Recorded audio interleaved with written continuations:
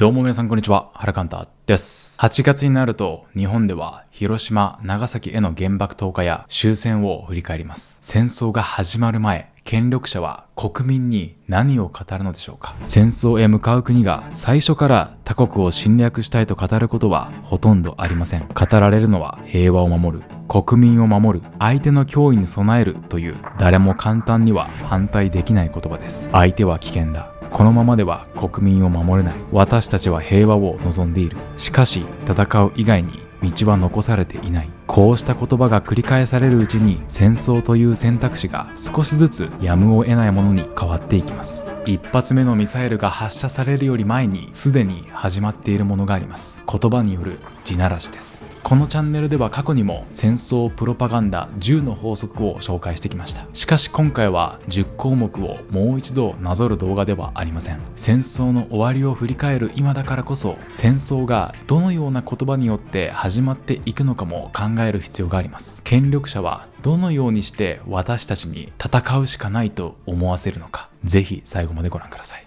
まず戦争プロパガンダ10の法則とは何か短く確認します。戦争プロパガンダ10の法則は第一次世界大戦中の宣伝を分析したイギリスの政治家アーサー・ポンソンビーの議論などをもとにベルギーの歴史学者アンヌ・モレリが10項目に整理したものです。その内容を分かりやすく言い換えると次のようになります。1つ目、我々は戦争をしたくない。2つ目、戦争を望んだのは敵側である。3つ目、敵の指導者は悪魔のような人間である。4つ目、我々は領土や利益ではなく正義や偉大な使命のために戦う。5つ目、敵は意図的に残虐行為を行い我々の過ちは偶然である。6つ目、敵は卑劣な兵器や戦い方を用いている。7つ目、我々の被害は小さく敵は大きな損害を受けている。8つ目、知識人や文化人も我々の戦いを支持している。9つ目、我々の大義は神聖なものである。10個目、この正義に疑問を投げかける者は裏切る者である。今の段階で全てを覚える必要はありません。これから取り上げる法則は具体例と一緒にもう一度確認します。これらの法則は特定の国だけに当てはまるものではありません。民主主義国でも独裁国家でも立場の異なる国々が驚くほど似た言葉を使います。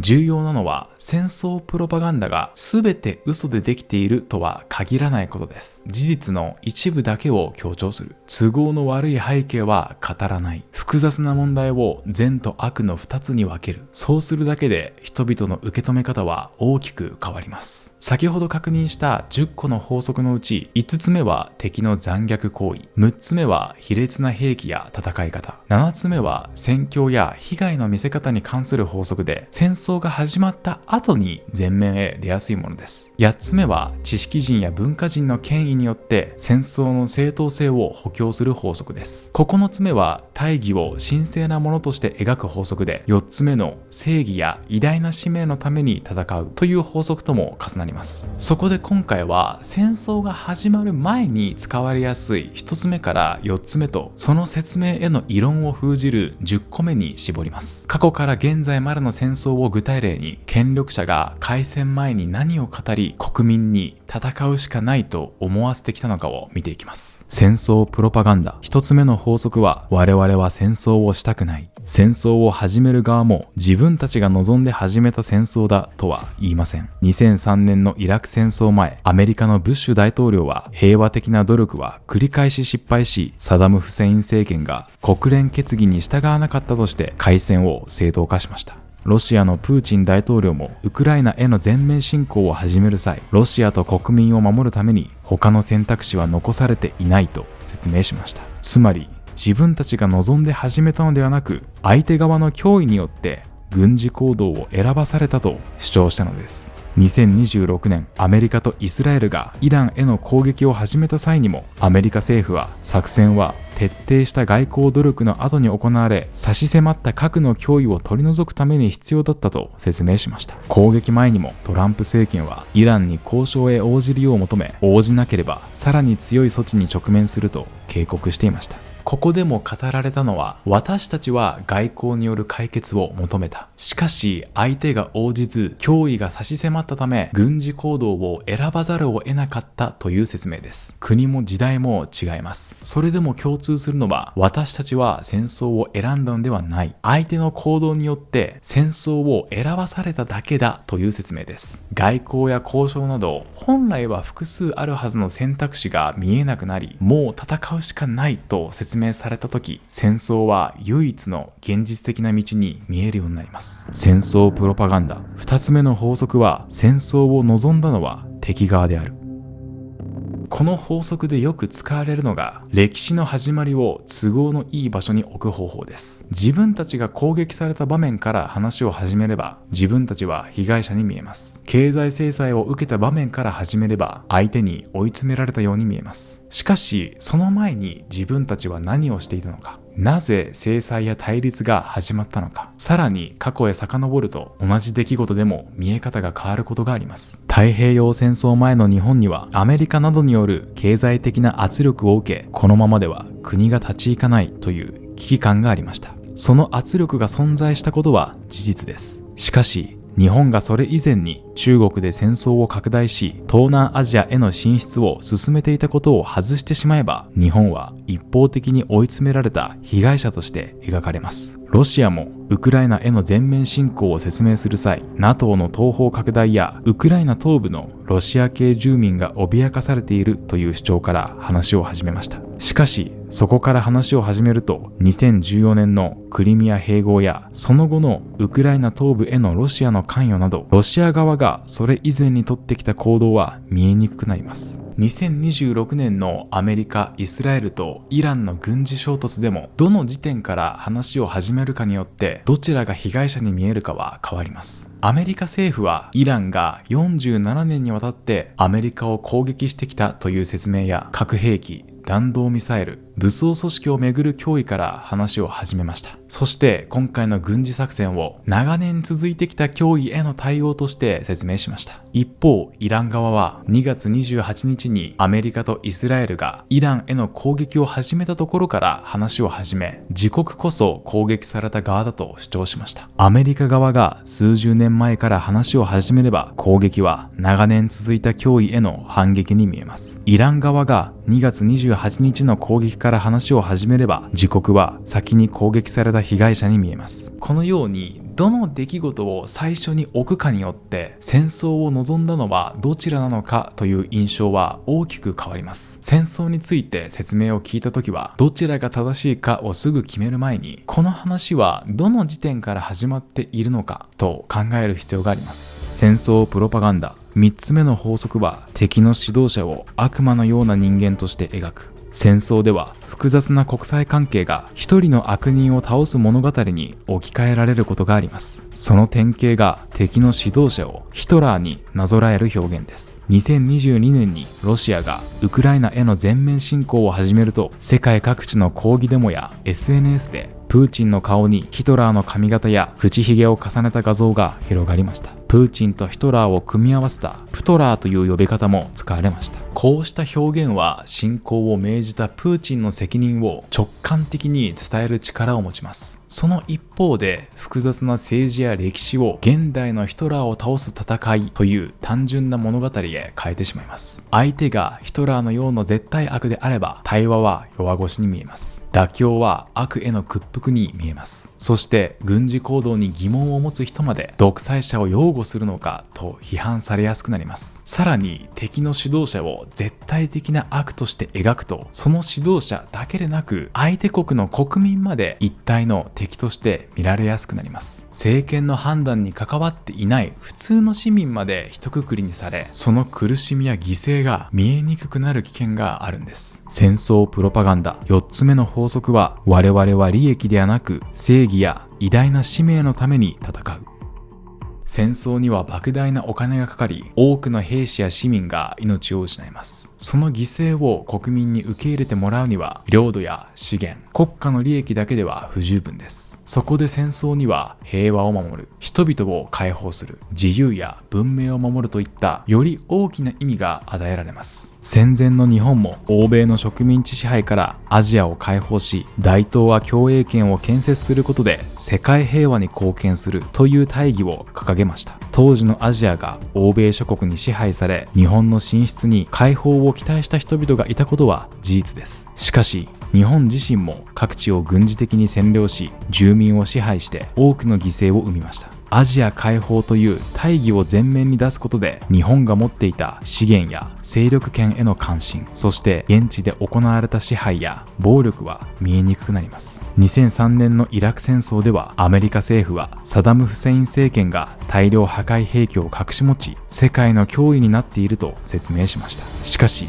侵攻後の調査でも、開戦の根拠とされたような大量破壊兵器の備蓄は確認されませんでした。ロシアもウクライナへの全面侵攻をウクライナをナチスから解放するための戦いだと説明しました。ウクライナに極右勢力が存在すること自体は事実ですが、その影響力は国全体を支配するほどではありません。それでもロシアはその一部の事実を国全体の問題へ広げ、ウクライナへの侵攻を人々を救うための正義の戦いとして語ったのです。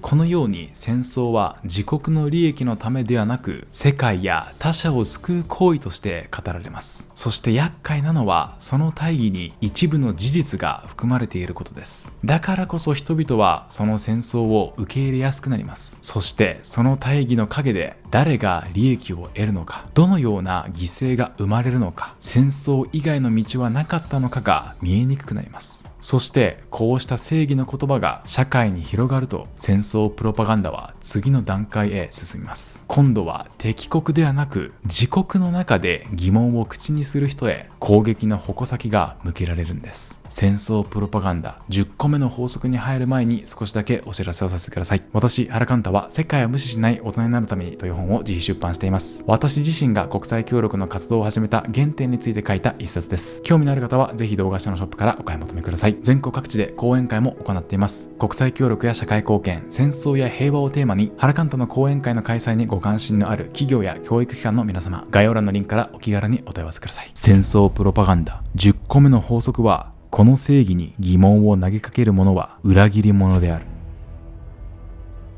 ここまで紹介した言葉が社会に広がると、戦争に反対する人は政策に異論を唱える人ではなく、国を裏切る人として見られるようになります。平和を守りたくないのか、国民の命を軽く見ているのか、独裁者やテロリストを擁護するのかと、その人の忠誠心や人間性まで疑われるようになります。戦争を続けるには武器や兵士だけでは足りません。多額の税金を使い、兵士を戦地へ送り、国民にも生活上の負担や犠牲を受け入れてもらう必要があります。だから交渉を続けるべきではないか、軍事行動以外の方法はないのかと問う人が増えれば、戦争を進めにくくなります。そこで反対意見の中身に答える代わりに、国を守る気がない、敵を助けているとレッテルを貼る。政策への異論を国への裏切りに変えるんです。戦時中の日本では、戦争への協力を拒んだり、国の方針に従わなかったりする人が非国民と呼ばれました。1938年に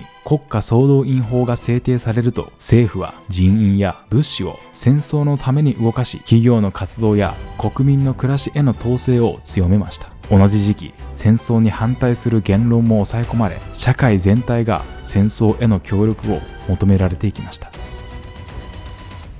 しかし現代においては、反対意見を黙らせるのは政府だけではありません。10個目の法則が特に強く働きやすいのが SNS です。軍事行動に反対するなら敵国の味方だ。停戦を求めるならテロリストを擁護している。防衛政策を批判するなら国を守る気がない。こうした短く強い言葉は広がりやすく、政策への反対がいつの間にかその人の思想や人格への攻撃に変わります。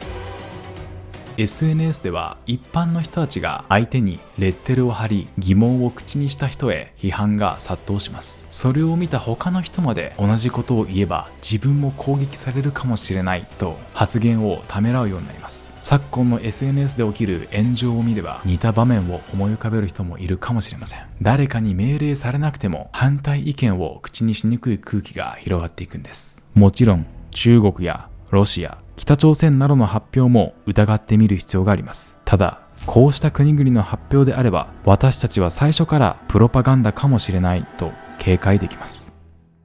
日本に暮らす私たちにとってより見抜きにくいのは日本政府や同盟国であるアメリカ政府から発せられる言葉です。国民を守るためだ、平和を守るためだと語られればその説明を受け入れやすくなります。しかし民主主義国であっても都合の良い事実だけを強調し都合の悪い背景を語らず複数あるはずの道を戦うか屈服するかという二択に変えることがあります。その説明を無条件に受け入れれば軍拡や報復が連鎖し国際情勢をさらに緊張させる政策まで仕方がないと考えるようになりかねません。ウクライナやガザ、イランをめぐる映像を見ると私たちはミサイルが飛び街が破壊された時に戦争が始まったと感じます。しかしその前から準備は進んでいます。敵の脅威が繰り返し語られ交渉や停戦を求める人が裏切り者と呼ばれ社会にもう戦うしかないという考えが広がっていく。疑問を持つ人が攻撃され周りの人まで黙り始めた時10個目の法則はすでに働いています。だからこそ戦争のニュースを見るときはどちらが正しいかだけでなく何が語られ何が省かれているのか、戦わないための手段は本当に尽くされたのかにも注目してください。戦争はある日突然始まるものではありません。一発目のミサイルより前にすでに言葉の中で始まっているのです。今回は戦争プロパガンダ10の法則のうち1つ目から4つ目、そして10個目を通して戦争がどのような言葉によって始まっていくのかを見てきました。今の日本や世界で語られている言葉の中に今回紹介した法則と重なるものはあるでしょうか。ぜひコメント欄で皆さんの考えを聞かせてください。原監督のチャンネルでは世界で起きている戦争や社会問題について分かりやすく解説しています。このチャンネルでは今回政府やメディア、PR 会社が戦争をどのように伝え、なぜ普通の人々が戦争を支持するようになるのか3本の動画で取り上げてきました。まだご覧になっていない動画があればぜひ概要欄からご覧ください。私が運営するオンラインサロンシナジーでは国際協力や社会問題について様々な立場や経験を持つメンバーと意見を交わしながら学んでいます。自分とは異なる視点に触れることで一人で考えているだけでは気づけなかったことが見えてくるはずです。少しでも興味のある方は概要欄のリンクからホームページをご覧ください。ということで今回も最後までご視聴いただきありがとうございました。また次回の動画でお会いしましょう。